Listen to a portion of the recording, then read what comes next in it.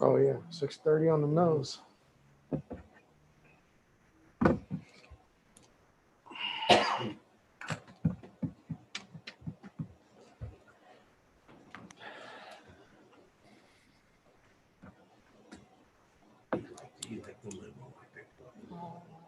Oh, you got a limousine? Was his girlfriend with him? John, are you going to make the announcement, or are we just foregoing that? You are listening to the City of Cuyahoga Falls Council meeting on WCFI 96.1 FM. Good evening and welcome. It is now 6:30 p.m. and I will call the October 26, 2020 City of Cuyahoga Falls Council meeting to order. Tonight's meeting is being broadcast on the radio 96.1, and also it's on the YouTube, and it'll also be on the city's website where you can look at it in the archives for council meetings. Mr. Capriola, will you please call the roll?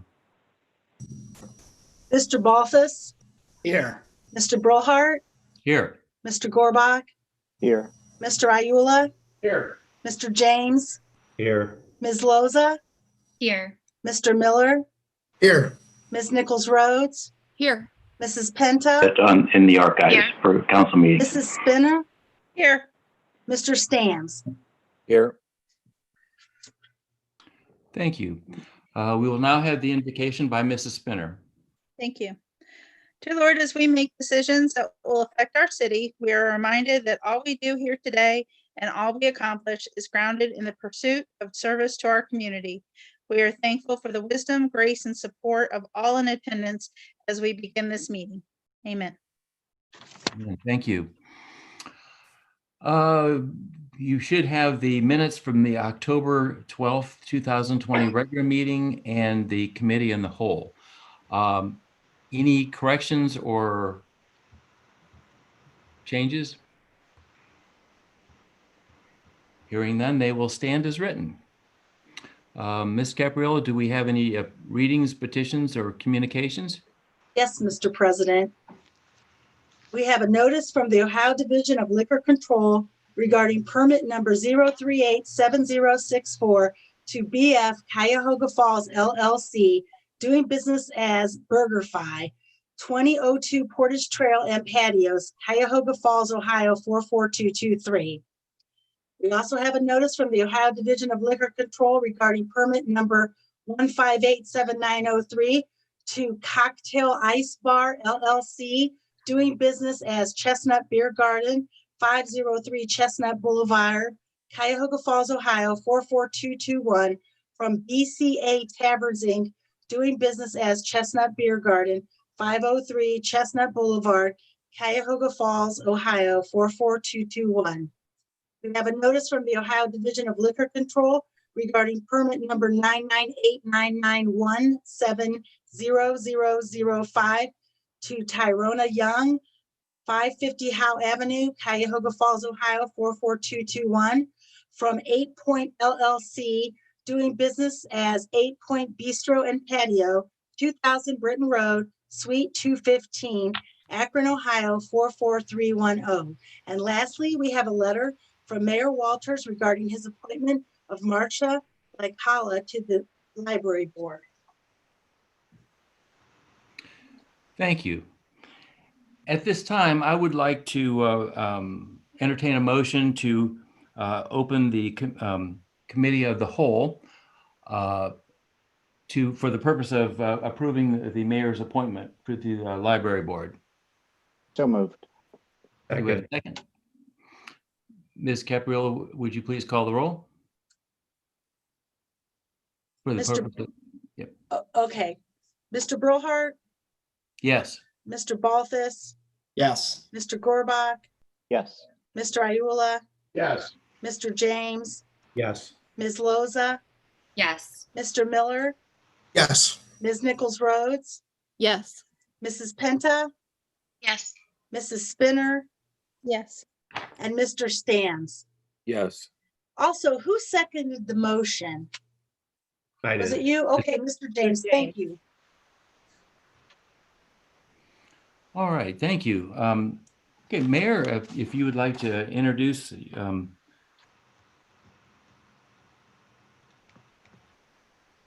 I would. Thank you, Mr. President. Tonight with us, I don't know if it's Zoom or audio, but I see Marcia Lickle is on the call with us tonight if you have questions for her. But I'm proud to present a very high-quality appointee to the library board. And a vacancy did arise. There was a lifetime appointment of Richard Rubin as a lifetime member of the library board, which vacated his spot.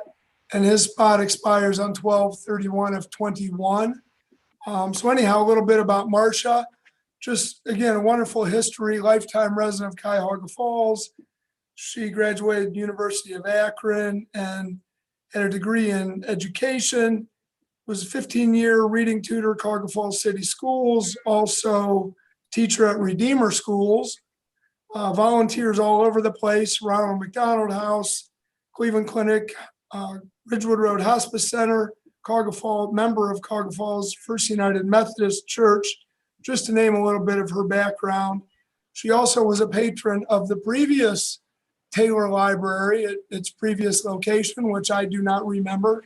I don't know if anyone on the call does. Anyhow, she'll be a wonderful appointee, very interested in the library and its future. And she's on the call tonight if you have any questions of her. thank you, Mayor. Do we have any questions for the mayor? Or how do you pronounce the last name? Marcia Lickle. Okay. And Any I questions? think she's on mute.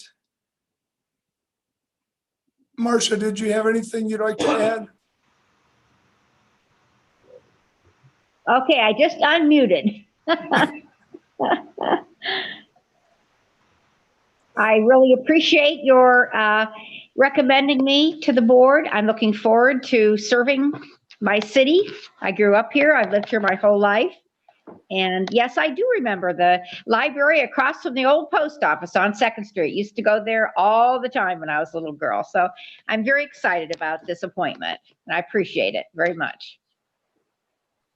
Thank you. And we're very appreciative that you're wanting to serve on the library board. Thank you. Any other comments? At this time, I'll entertain a motion to approve the mayor's appointment for Marcia Lickle. So moved. Second. We have a motion and a second. All those in favor, please signify by saying yes. Yes. Yes. Yes. Any opposed, say no. Congratulations, Marcia Lickle. You've been approved. Thank you. Thank you very much. Thank you. Thank you very much. All righty. At this time, I'll entertain a motion to go back into a regular council meeting. So moved. Second. All right. All those in favor, please signify by saying yes. Yes. Yes. Yes. Any opposed? Motion passes unanimously. And just from a point of order, do we need to vote on that again in regular council? Yes. Yes, under the reports of special committees, yes. Okay. At this point, then, we'll go to introduction of new ordinances and resolutions.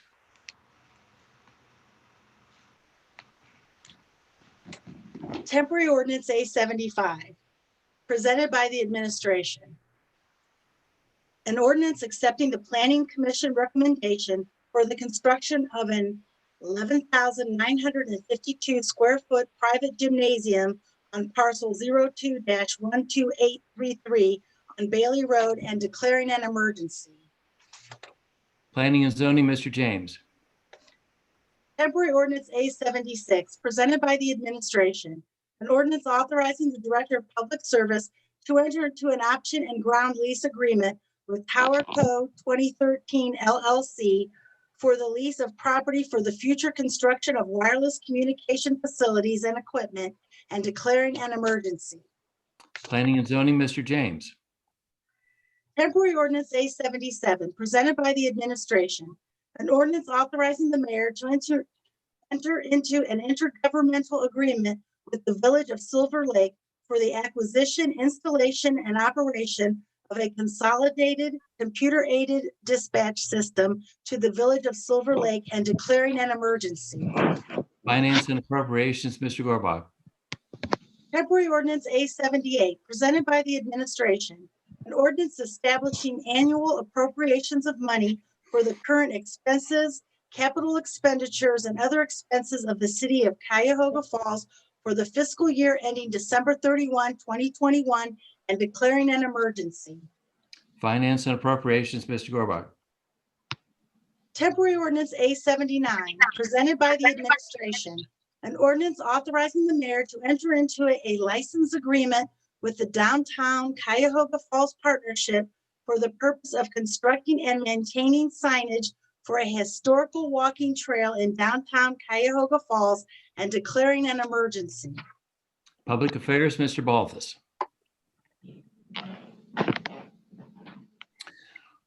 Okay, we have no public hearings tonight. Special committees. I'll entertain a motion from the Committee of the Whole to approve the mayor's appointment of Marcia LaCalla to the Library Board. So moved. Second. We have a motion and a second to approve Marcia LaCalla to the Library Board.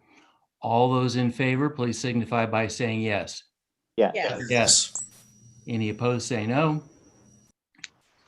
Motion passes unanimously.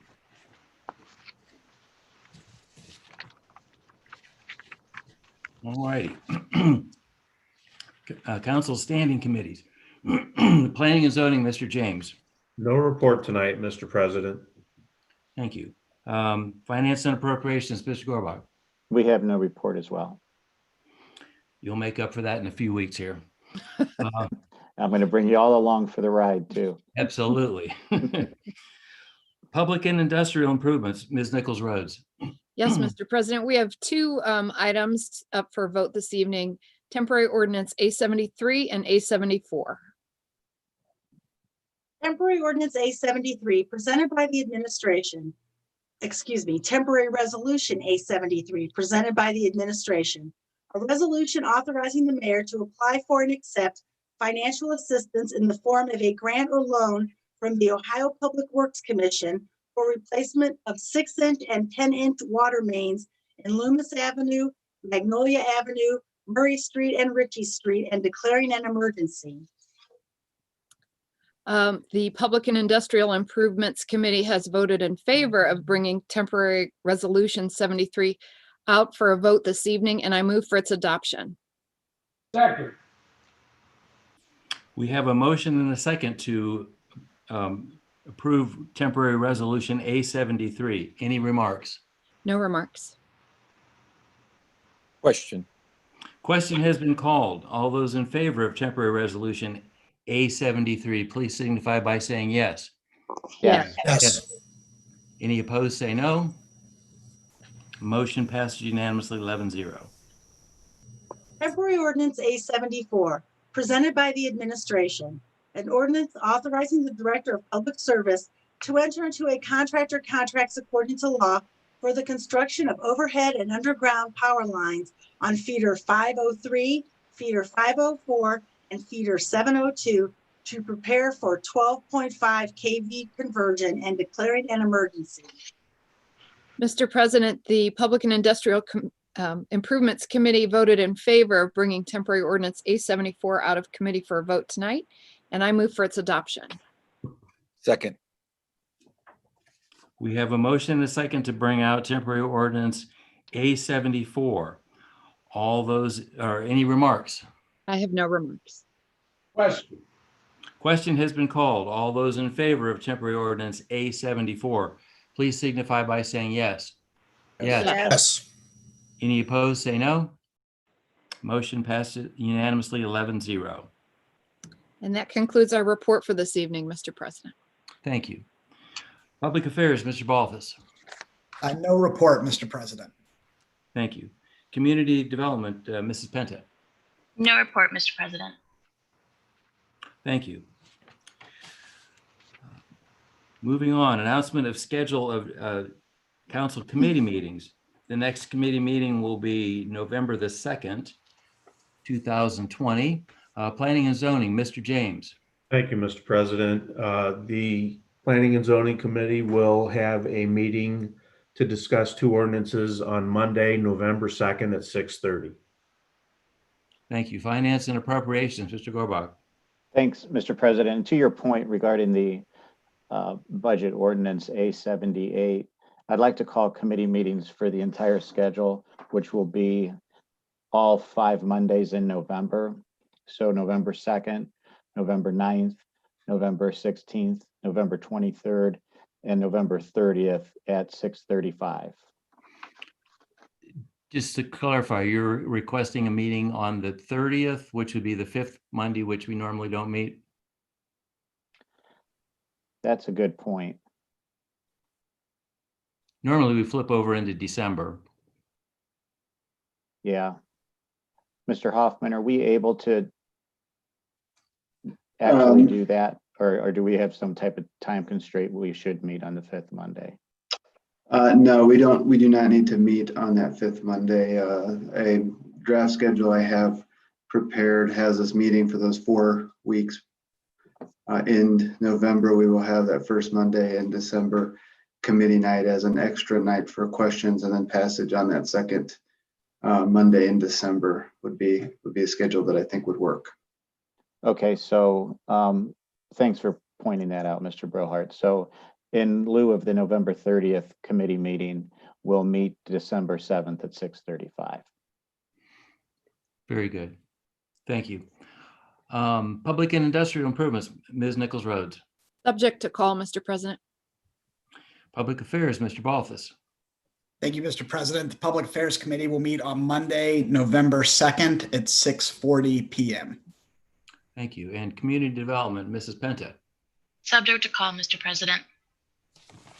Well, thank you. Miscellaneous business, Mrs. Calvecchio. Thank you, Mr. President. I wanted to give council the third quarterly report update for the year. We have been giving these to you periodically, and especially since what's been happening in the world today, I thought you would appreciate a little bit of insight as to what our department is doing with respect to COVID as well, because we've had a couple of rounds of funding from HUD. I'll begin with just a couple of highlights from the report, and you can take a closer look at that on your own. But as it relates to the downtown district, we had 2 new businesses open this quarter, which one is Morty's Munchies, that's a dog treat and biscuit business, and New Milk Studios also. Those are complete, they are in. We are also working on a couple facade grants downtown, but I also noticed on Facebook today that the Works is starting their job fair to start hiring on November 14th.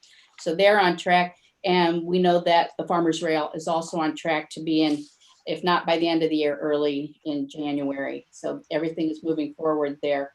On the second page, we had businesses throughout the city, and we have a lot of renovation going on, some additions, but as far as new businesses, we really don't see a whole lot of activity going on there with new businesses throughout the rest of the city.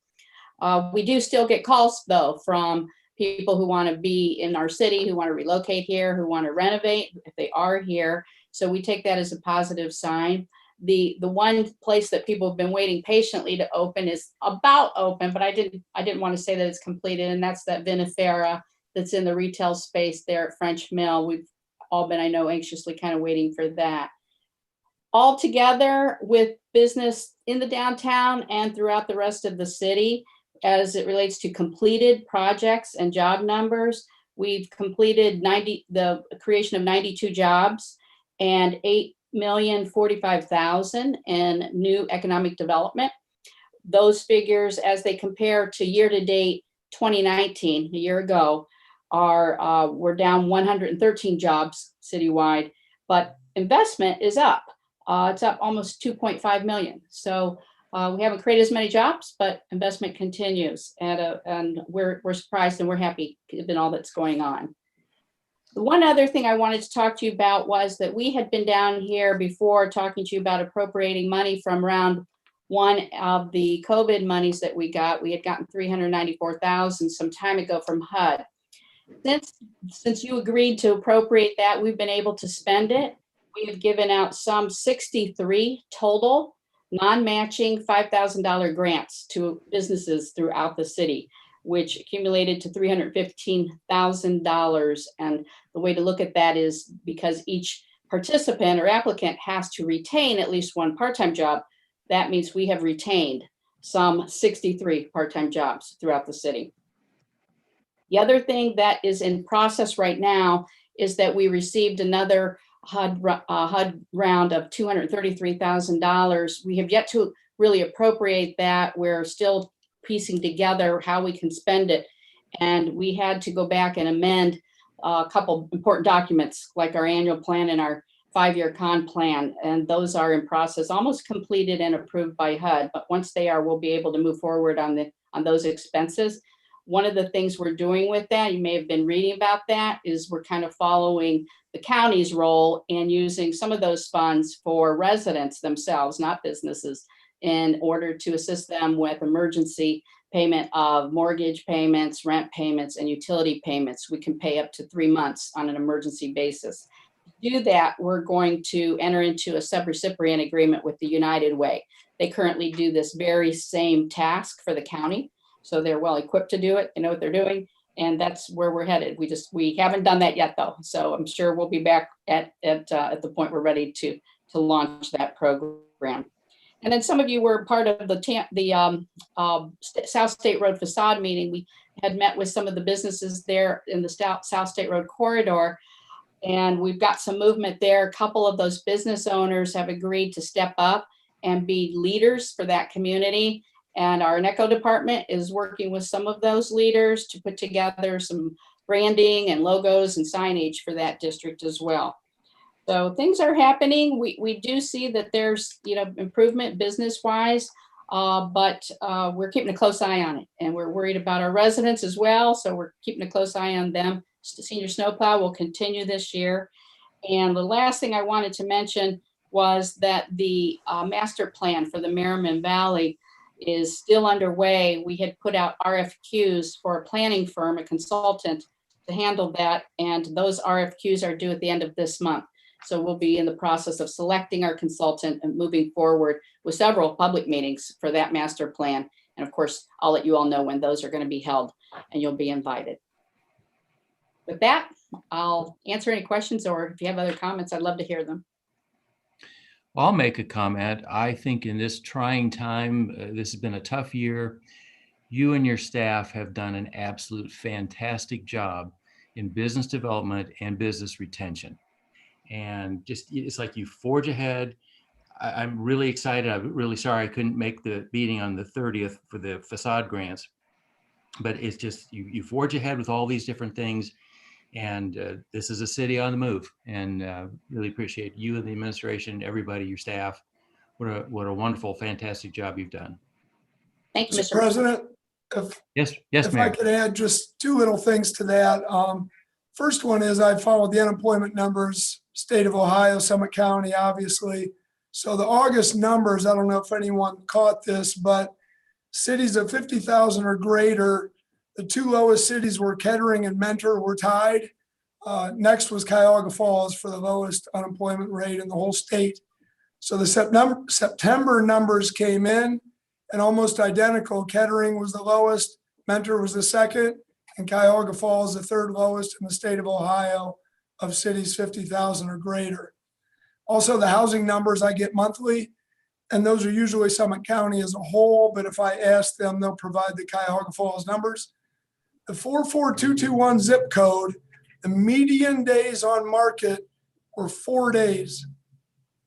Median number was 4 days.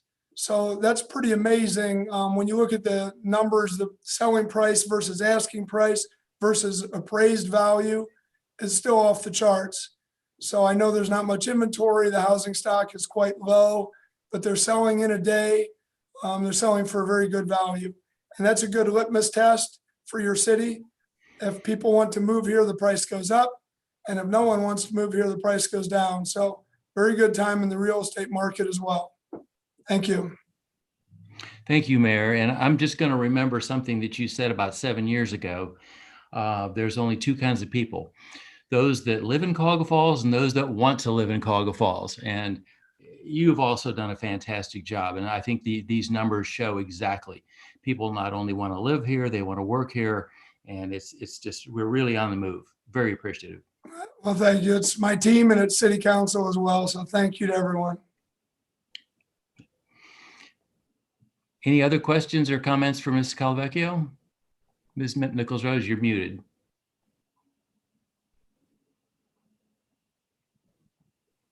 I'm sorry, it's not for Ms. Colavecchio. I'll wait until you're ready for another comment. Okay. I have a comment if you don't mind, Mr. Brillhart. Yes. I would like to thank Diane and her office as well and point out that because I think it needs to be as fast as we got that grant money out into the neighborhoods and into the businesses. I know it's a huge task to review those grant applications, prepare them, speak with the individuals requesting the money, and then getting that money to those individuals. So we hear at different levels of government where that doesn't happen. The money's sitting there and it's not distributed to those it's for. So it's just huge that we have the money and it's getting out to people as rapidly as possible so it can be used to help them get through this time. And I appreciate that very much. Thank you. Big team effort, I assure you. Thank you, Mr. Gorbach. Nice job, Diana. Thank you, Mr. Stamps. And I will relay all of your comments to the staff because I say it is quite the effort to move that money around, process this many applications, and then they go to finance, and finance has a lot of work to do on their end too. Thank you. Any other comments? Ms. Nichols-Rhodes. So some of us were commenting about this before the meeting started, but the event, the trick or treat scavenger hunt on Saturday was such an amazing hit. So thank you, Mayor and Park and Rec and all the volunteers. And it was phenomenal and nothing but positive comments during and after. So I know others probably have comments too. Thank you. And I wish to add to that, if I could convey, Suzanne and I worked at Lions Park, and it was so much fun. But the best thing is when you see the people happy. And isn't that our job? We have a lot of things that we need to do. And for the administration and the Park and Rec to put this together, it was so well executed. When we got there, they had the dog treats, the candy, the candy for kids with allergies, the forms. It was all laid out. It was so well done. It was just absolutely fabulous. And then it cleaned up in no time at all because it was so well planned. And I just can't say enough, the organizational skills of these folks are just absolutely excellent. But the number one thing is the smiles and the happiness of the people. And that was a job well accomplished. Thank you. Any other comments?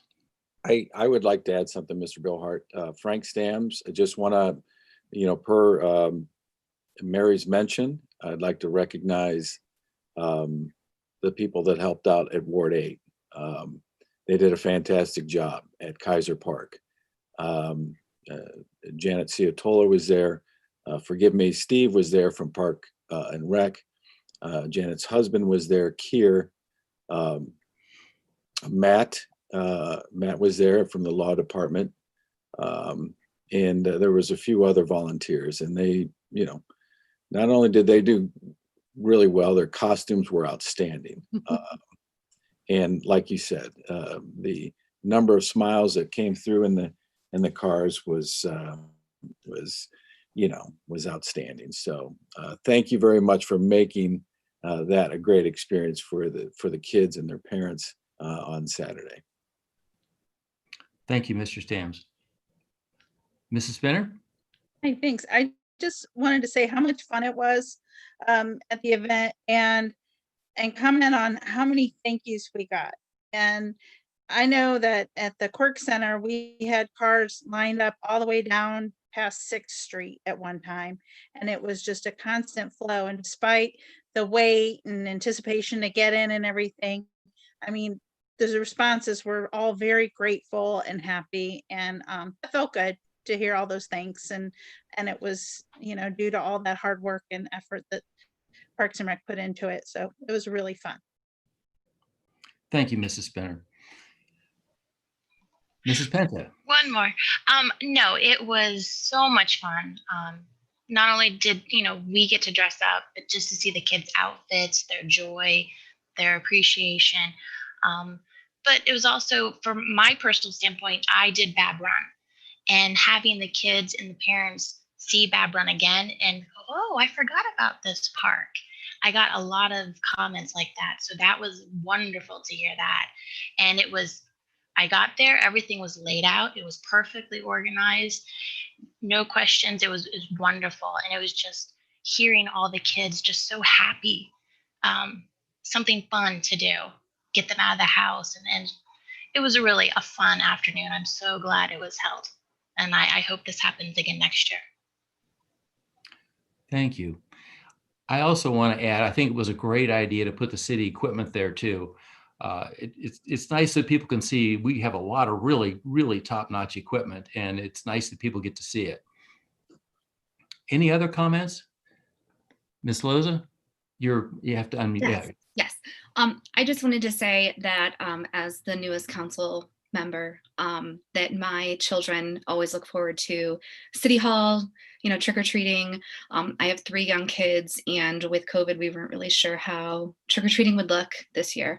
But I've heard from fellow parents in my neighborhood and across Cuyahoga Falls that everyone loved it. My kids had a blast, and we only were able to hit 5 stops based on nap time, but it was amazing. And thank you so much for your hard work, and Parks and Rec, and everyone who volunteered. I know I saw a lot of your faces, but it was just a really great time to see our city come together. And the long lines actually made it even better because it made me so happy to see how many people were participating. So thank you. Thank you. Any other comments? All right. Mr. Hoffman, do we have a report tonight?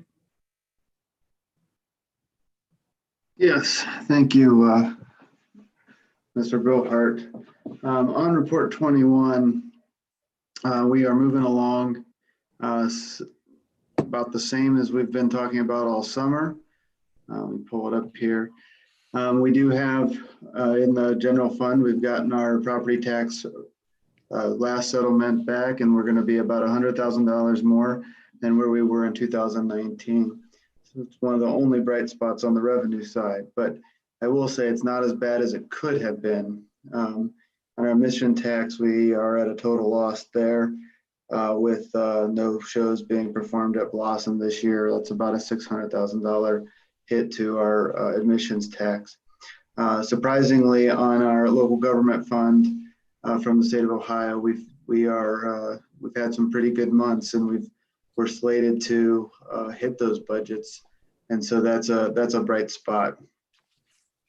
On the income tax side, income tax on the paper on your report looks pretty good. It looks like we're up from 2019. There's a cash timing, I wouldn't say an issue, but just a cash reason for that, because we did get some revenue in January of this year, but we did not get revenue of January last year. When you look at it from a comparison of collections from 2019 through 2020, we are projecting to be down about 3.5% this year on total income taxes. That is better than what we anticipated in May, and it's better than a lot of other communities around us. So that's a very bright spot. When you look inside the income tax, the one number that is down the most is on the net profit side. And we've expected that as businesses were shut down. On the withholding side, we are down just a little bit. And you can attribute 90% of that to being because Blossom wasn't operating this year. It's the basic withholding of Blossom. So that's a bright spot. We feel like that the fundamentals in the city are still pretty strong. As I drive around the city, I do see many help wanted signs out there. And we're hopeful that as time goes on and jobs are filled, that the city continues to get stronger on the income tax side.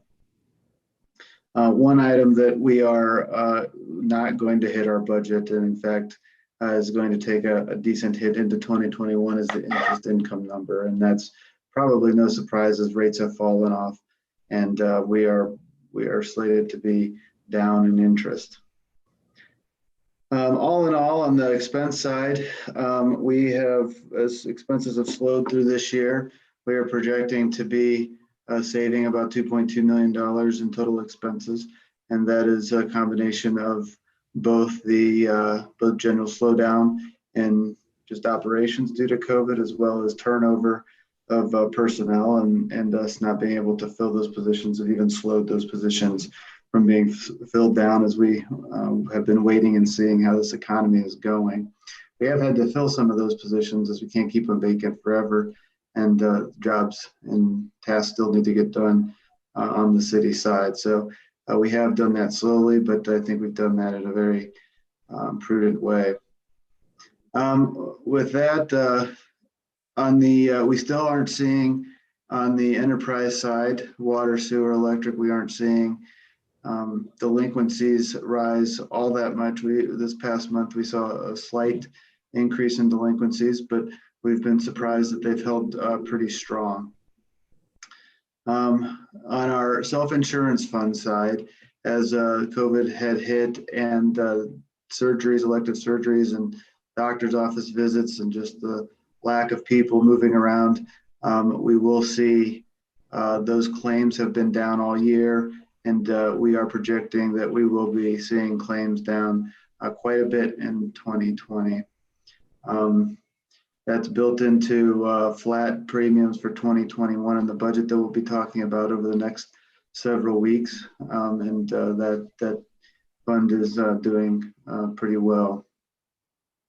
Otherwise, across the city, I think that we are faring better than other cities and municipalities. And so I think that's a positive. There are two new funds in Report 21. If you hadn't seen them already, they are on page, as I find them here, they're on page 10, and that's the Local Coronavirus Relief Fund and the Summit County COVID-19 Grant Fund. And those were the CARES Act dollars that we have received in the city. The city is receiving a little over $5.5 million in CARES Act funding. And so that's a positive. On a very bright note, we are pricing those bonds that council approved earlier this year tomorrow morning. We got bonds and notes. Part of that process, we had to go out to Moody's for a rating, and that rating came back last week as we're keeping our AA2 rating in the city. And I think that's a very positive thing, as some communities have seen downgrades through this tough time. So I think it's a testament to the mayor and to the administration and providing guidance and management through this time and doing what we can to keep the city's financial position strong. So that I'll open it up for any questions if anybody has any. Any questions for Mr. Hoffman?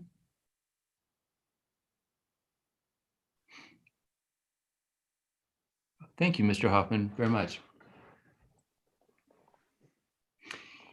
Any other miscellaneous business to come before council?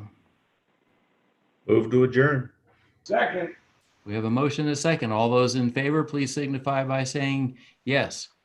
Yes. Yes. Any opposed, say no. We are adjourned. Have a great evening, everyone. Bye. Bye, everyone.